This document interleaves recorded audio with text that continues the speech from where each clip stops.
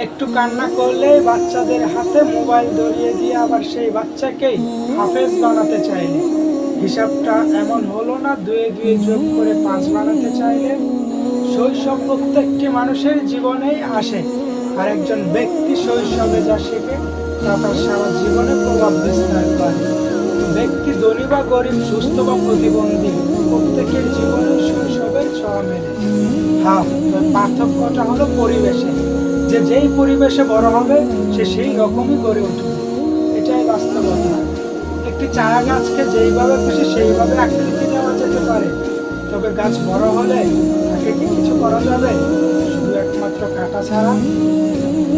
ঠিক তেমনি মানুষের জীবনে নৈতিকতা শেখার যথার্থ সময় শিশুকাল।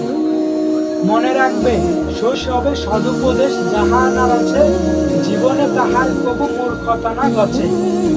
চৈত্র মাসে চাষ দিয়ে না বলে বৈশাখে, কবে সেই হৈমন্তিক ধান্য পেয়ে থাকে।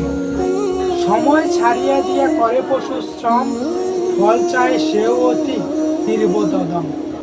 হেয়াতরি চলে গেলে হুঁশে এসে তীরে, কিসে পার হবে তরি না আসিলে ফিরে।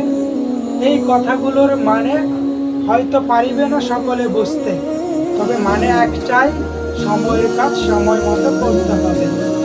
মনে রাখবে, অসময়ে অতি শ্রমেও কাঙ্ক্ষিত ফল লাভ করা যায়।